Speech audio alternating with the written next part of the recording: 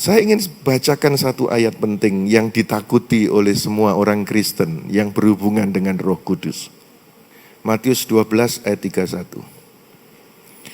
Sebab itu aku berkata kepadamu, setiap dosa dan hujat kepada manusia akan diampuni. Tetapi hujat terhadap Roh Kudus tidak akan diampuni. 32. Dan siapa saja yang mengucapkan sepatah kata menentang anak manusia, ia akan diampuni. Tetapi siapa saja yang berkata-kata menentang Roh Kudus, ia tidak akan diampuni. Baik di masa ini, maupun di masa yang akan datang. Ayat ini menjadi momok, menjadi suatu berita yang menakutkan. Dan cobalah tanya, apa artinya ayat ini kepada hamba-hamba Tuhan? Jawaban mereka apa? Kebanyakan jawaban mereka adalah iya. Dosa kepada Bapa diampuni, dosa kepada Anak diampuni, dosa kepada Roh Kudus. Kamu tidak akan diampuni di dunia ini dan di dunia akan datang. Berarti binasa kamu. Mayoritas jawabannya seperti itu. Kalau jawabannya seperti itu, berarti kalimat Tuhan Yesus yang berkata, yang aku miliki, aku akan pertahankan, dan tidak seorang pun yang dapat merebut mereka dari tanganku. Bapakku lebih besar, dia memegangmu, dan tidak ada seorang pun yang bisa terlepas dari Bapakku. Berarti ayat ini dengan ayat itu beda. Lalu artinya apa ini? Memang penjelasan ini tidak sesimpel yang orang duga, karena panjang peristiwanya. Kalau kita menjelaskan salah, aplikasinya salah, orang bisa ketakutan luar biasa. Nah, kalau kita tidak paham tentang kebenaran ini, maka kemudian akan menjadi buruk akibatnya. Yuk kita melihat, sebetulnya siapa sih orang yang menghujat Roh Kudus itu? 1 Timotius pasal 1 ayat 15 berkata begini, firman ini benar dan layak untuk diterima sepenuhnya, sebab Kristus Yesus datang ke dunia untuk menyelamatkan orang berdosa, dan dari antara mereka, akulah yang paling berdosa. Ini adalah perkataan Paulus di ayat yang ke-13. Aku yang sebelumnya seorang blasphemer. Paulus mengakui dia adalah penghujat dan penganiaya, seorang yang garang, yang telah bertindak dalam kebodohan dan ketidakpercayaan, tetapi sekarang telah beroleh kemurahan. Dia ngakui dia itu penghujat loh. Anugerah Tuhan kita oleh iman dan kasih di dalam Kristus Yesus telah melimpah juga atasku. Dulu ada rombongan bangsa-bangsa dari Kejadian pasal 1 sampai Kejadian pasal 11. Ada pengetahuan baik dan jahat, ada Nuh, Bahtera Nuh, lalu ada Menara Babel. Manusia tambah jahat, tambah jahat, tambah jahat. Lalu Bapa Yahweh mengambil dari rombongan bangsa-bangsa yang jahat itu seorang yang bernama Abraham. Dan Bapa Yahweh berjanji kepada Abraham bahwa kamu akan menjadi bangsa yang besar, diambil dari yang jahat itu, kamu akan jadi bangsa yang besar, namamu masyhur, engkau diberkati, untuk menjadi berkat bagi mereka yang jahat itu. Lalu keluarlah Ishak, Yakub, dan terus turun-temurun. Tapi ini pun akhirnya jahat juga. Lalu Bapa Yahweh jadi manusia, yaitu Yesus. Khusus untuk keturunannya Abraham, Israel ini. Tapi ketika Yesus datang, toh ditolak. Bahkan disalibkan. Yesus memberi perumpamaan, sudah tebang saja itu. Tebang saja itu pohon, tidak menghasilkan buah. Tapi penjaga kebun itu berkata, Tuhan, tunggulah 1 tahun lagi. Kalau enggak bisa, tebanglah. Lalu sejak Yesus Kristus mati, kan ditolak mati toh. Harusnya habis itu orang Israel. Tapi masih dikasih waktu 1 tahun lagi. yaitu Kisah 1 sampai Kisah pasal 7. Itu pas 1 tahun. Kisah pasal 7 itu ada Stefanus. Stefanus juga mau dibunuh oleh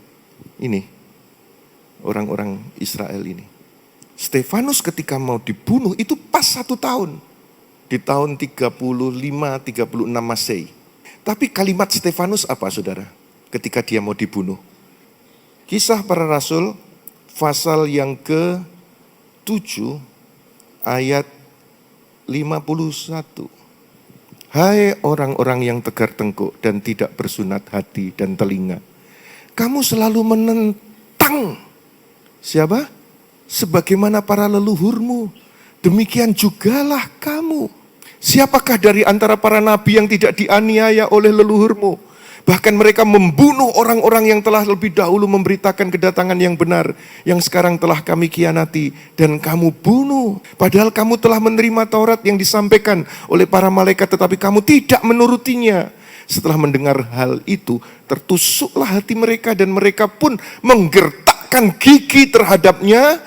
Lalu Stefanus yang penuh Roh Kudus menengadah ke langit. Ia melihat kemuliaan Elohim dan Yesus yang berdiri di sebelah kanan Elohim. Dan di sana, saudara, ada seorang muda yang bernama Saulus yang mengiyakan, bunuh saja orang itu. Ayat 51 disebutkan mereka ini menentang Roh Kudus sebagaimana para leluhurmu, demikian jugalah kamu. Dan Paulus ada di sana. Dan Paulus kemudian menulis di 1 Timotius tadi, aku penghujat Roh Kudus. Jadi ketika setelah 1 tahun diberi tenggang waktu tetap buruk, akhirnya dipotonglah itu. Israel menjadi seperti bangsa-bangsa yang sebelumnya. Habis Israel, sudah sama dengan bangsa-bangsa lain. Tetapi dari situ kemurahan Tuhan terjadi. Maka timbullah dispensation of grace, masa dispensasi anugerah itu yang tidak pernah tercatat sebelumnya, dan di sana adalah kemurahan. Di Roma pasal 11 ayat 11, selanjutnya aku berkata, apakah mereka tersandung sehingga mereka jatuh? Tentu tidak, tetapi oleh karena kesalahan mereka, keselamatan dapat sampai kepada bangsa-bangsa bukan Yahudi untuk membuat mereka cemburu. Nah, kemudian saudara, semua mereka balik menjadi orang-orang yang berdosa. Jadi yang menghujat Roh Kudus yang disebutkan oleh Yesus itu bukan masa gereja, tetapi masa kini waktu itu adalah Israel dan masa yang akan datang setelah gereja rapture. Nah, ketika masa gereja ini siapapun yang berdosa mendapatkan kemurahan, mendapatkan belas kasihan. Roma 11 ayat 32, setelah Israel dikerat karena Elohim telah mengurung semua orang dalam ketidaktaatan supaya dia dapat memberi kemurahan kepada semua orang. Jadi gara-gara Israel dipotong, akhirnya mereka juga sama dengan bangsa-bangsa lain. Tetapi karena Israel menolak, keselamatan jatuh kepada bangsa-bangsa lain. Siapa yang percaya kepada Yesus dapatkan kesempatan untuk diselamatkan. Mari kita melihat sekarang 1 Timotius pasal 1 ayat yang ke-12. Aku bersyukur kepada Dia yang telah menguatkan aku, yaitu Yesus Kristus Tuhan kita. Karena Dia telah menempatkan aku dalam pelayanan dan telah menganggap aku setia. Aku yang sebelumnya seorang apa? Katakan penghujat. Dia ngakui loh saudara. Dan penganiaya, seorang yang garang, yang telah bertindak dalam kebodohan dan ketidakpercayaan, tetapi sekarang telah beroleh kemurahan. Dan ketika mereka menghujat, itu bukan menghujat Bapa, menghujat Anak, tetapi menghujat Roh Kudus. Stefanus yang ngomong. Dan Paulus juga ngomong, aku penghujat. Karena dia hadir pada waktu itu. Tapi kemudian dia dapatkan kemurahan. Ayat 15, firman ini benar dan layak untuk diterima sepenuhnya. Sebab Kristus Yesus datang ke dunia untuk menyelamatkan orang berdosa. Dan dari antara mereka, akulah yang paling berdosa. Bagi orang Israel, seperti Paulus, yang sempat menghujat Roh Kudus, dia dapatkan kemurahan. Ayat 16, namun karena itu, aku telah beroleh kemurahan. Supaya di dalam diriku, yang pertama-tama di dalam diriku, Yesus Kristus menunjukkan kesabarannya, sehingga aku menjadi contoh bagi mereka yang nantinya akan percaya kepadanya dan beroleh hidup kekal. Saudara-saudara, kalau Paulus yang paling banyak dosanya, pemimpin Israel yang menghujat Roh Kudus, jatuhlah. Tapi karena masa anugerah, dia dapatkan kemurahan pertama-tama dia.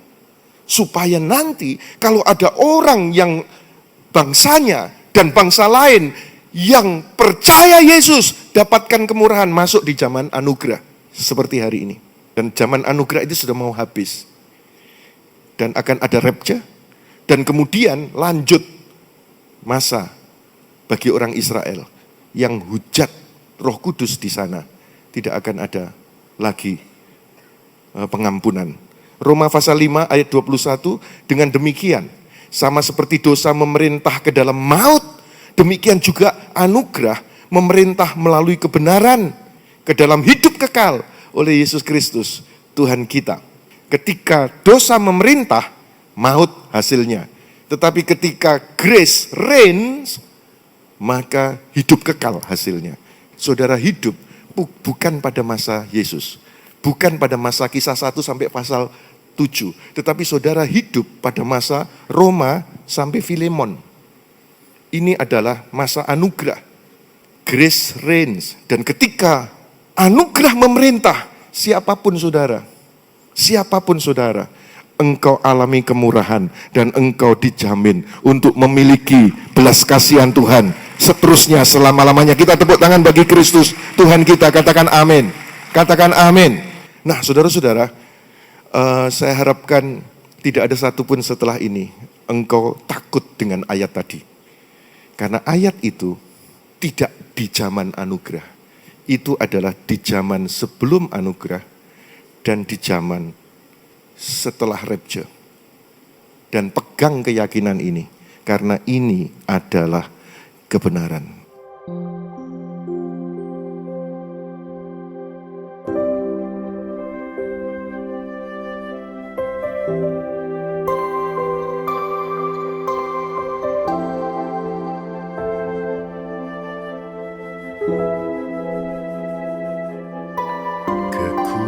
Kekuatan di hidupku, ku dapat dalam Yesus. Dia tak pernah tinggalkanku, setia menopangku, berseru berharap dalam Yesus.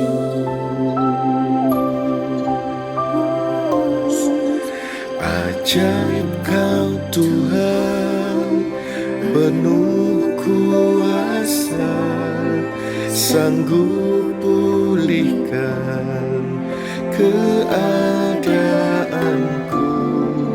Dalam tangan-Mu seluruh hidupku tak akan goyah selamanya.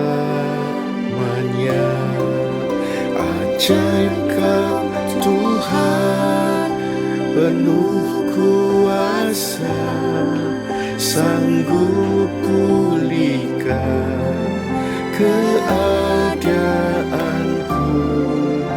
Dalam tangan-Mu seluruh hidupku tak akan goyah selamanya, tak akan goyah selamanya, tak akan goyah selamanya.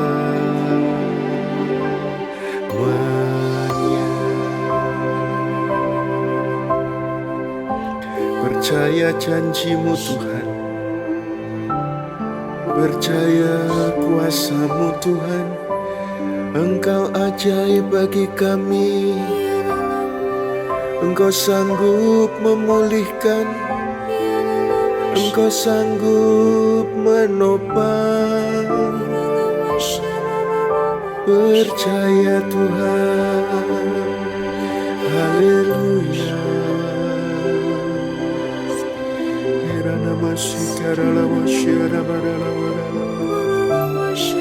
Engkau baik Tuhan, sungguh baik Tuhan. Percaya, percaya, Engkau yang menolong, Engkau yang memulihkan, Engkau yang menyembuhkan, Engkau yang memberkati. Kami percaya Yesus, haleluya. Kiralama syiaralama, kiralama syiaralama.